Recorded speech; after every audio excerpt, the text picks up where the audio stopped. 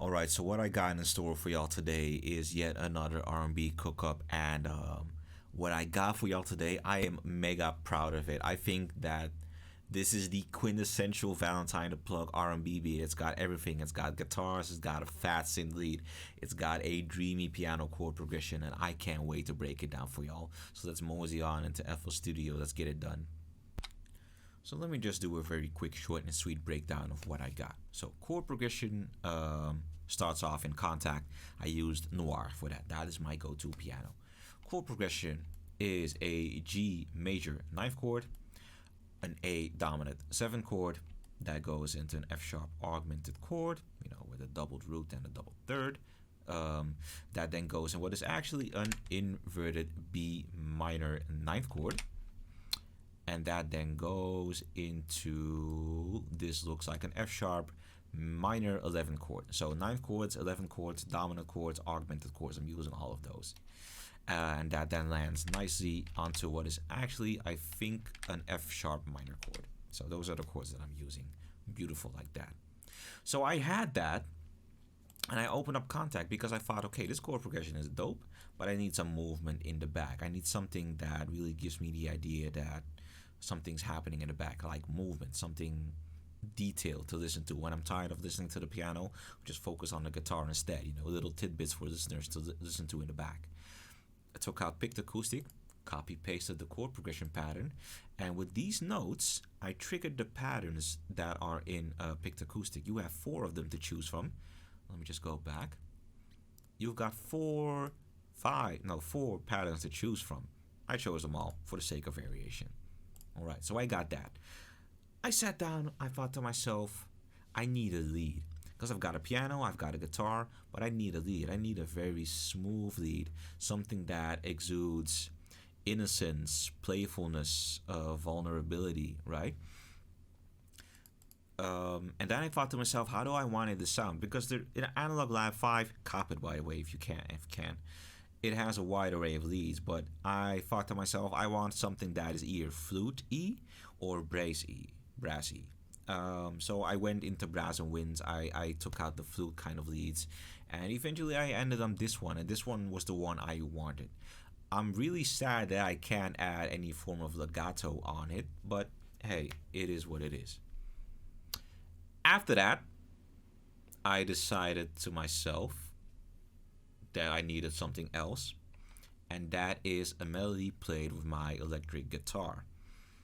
Recorded it, processed it, and let me just play the entire chord progression, alright?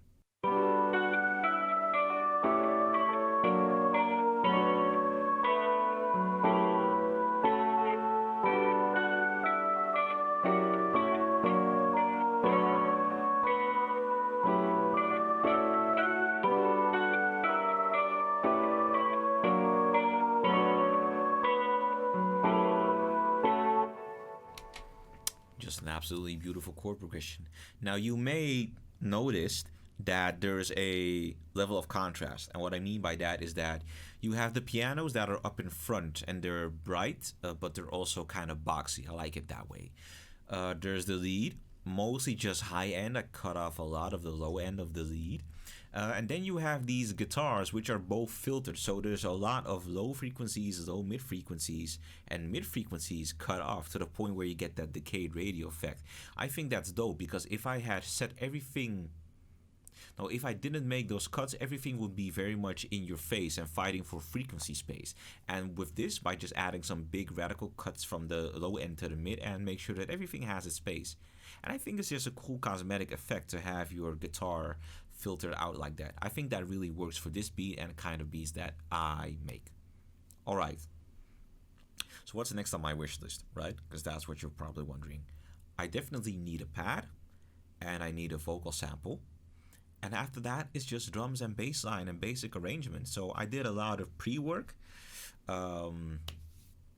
and I guess it would have made a better video if you just saw me think out loud of what elements I wanted to add, but at least this gives us the opportunity to skip all that and just focus on building the beat and making sure that everything we add does the vibe justice. Let's get it moving. I got a drum pattern in my head, and I'm doing my damnedest to make sure I don't forget about it. But first, I want to add a vocal sample, and for that, I'm gonna use a plugin that I got recently, Vocal Runs, and I have to admit, I'm not a fan of anything that Studio Linked makes, but they got good runs, so I'm just gonna give it a test run. Well, I finally found me vocal runs that work, and they're good. Like I said, they're good, but it just takes a while to figure out which one are tuned to my key, and that costs essential time that really might disrupt the creative flow that you're in. You know, if you like you're slowing down, and that really isn't pleasant, especially when you're in that vibe. But the vocal runs I got, they sound good. Let me just play them for y'all.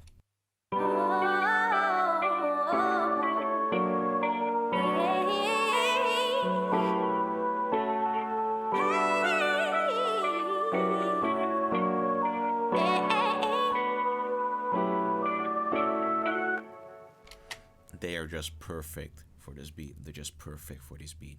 And one thing that I do gotta give them, I did watch the video about how these were produced, and these are very much compatible for R&B.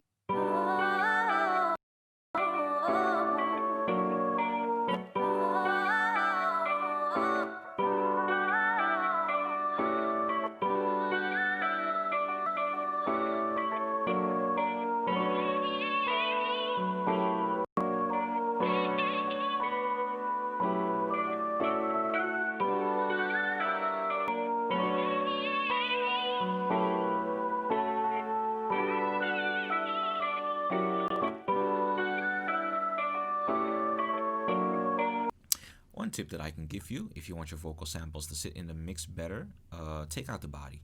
Take out the body. So basically, make your cuts with the shelves. Then take out some of the frequencies that are left in the middle. You know, takes out the body, allows it to sit in the mixer much better. You can do sidechain compression if you really want. That's very intricate, and that's a lot actually for vocal samples, and that's not too efficient for me. This usually works for me. Another little trick that I really like using for my vocal samples, as of recently, is to add a vocal doubler on it, and to pitch down the additional voices that you can set with the vocal doubler. This is Vase vocal doubler, by the way, and this is what it sounds like now.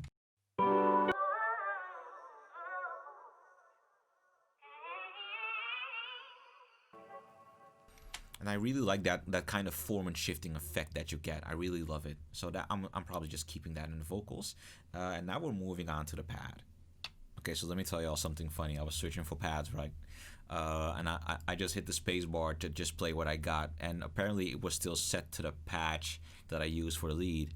But apparently, when you play chords with it, it is actually amazing. So what I did, I went to Neutron. I just filtered out some frequencies, and this is what I got now.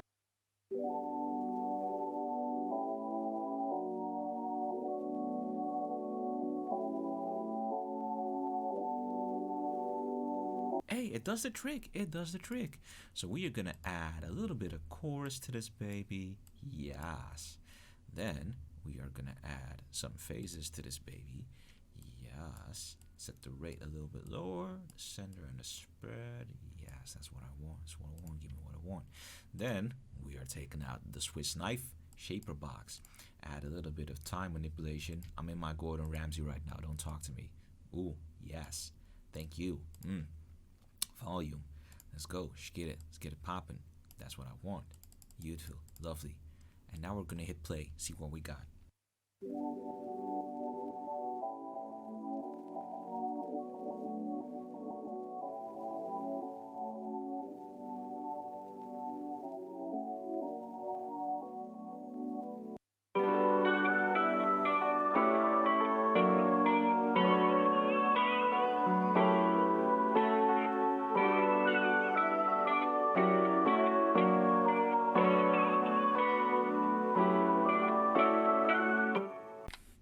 This beat is speaking to me. When a beat speaks to me, I know what to do. I move with a sense of purpose. So that means that I know exactly which drums I want, which bass I want, how I'm going to arrange it, how I'm going to mix it. The beat is speaking to me. So let's create a scenario. I'm thinking two people that are genuinely in love with each other, but there's still a lot of hurt They still carry a lot of emotional baggage, but they're mature enough to realize that they do not want to burden the other with their baggage. I'm definitely thinking Bryson Tiller. I'm thinking Bryson Tiller. And, maybe Jasmine Sullivan. Jasmine Sullivan has amazing vocals. And they work together well. They did the theme song for Insecure. So, hey, it just might be something. So, my ensemble today is this kick, this hi-hat, this snare, and I still need to pick out my crashes and other perks and stuff like that. But that's what we're going to be using.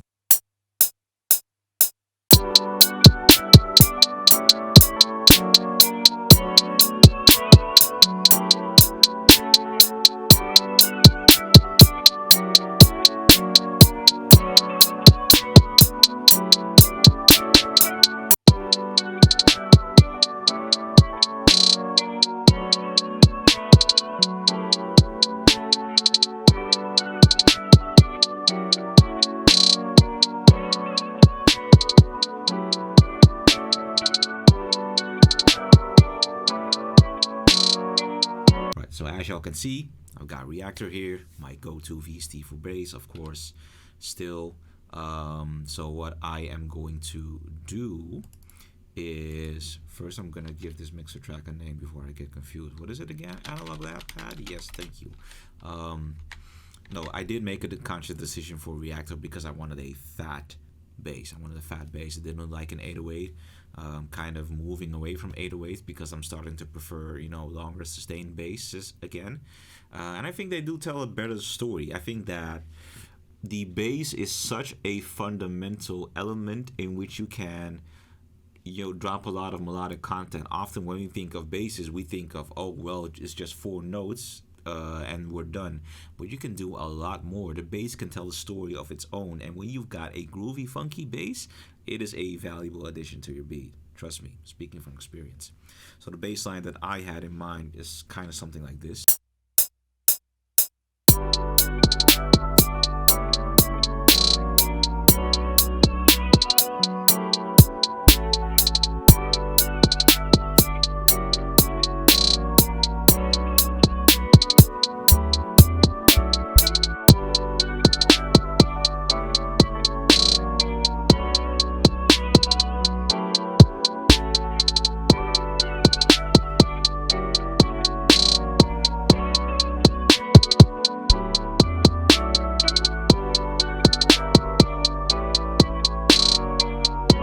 Beautiful people, I think it's safe to say that we've got something here. We've got a masterpiece here, and I'm going to finish this baby up in my own free time. Now, if you're interested in the beat and you're an artist, drop a comment. I'd happily send it to you. I'm not fussy about that. Thank you all for tuning in. Y'all have a good one, all right? And I'm going to see y'all in the next video. Peace.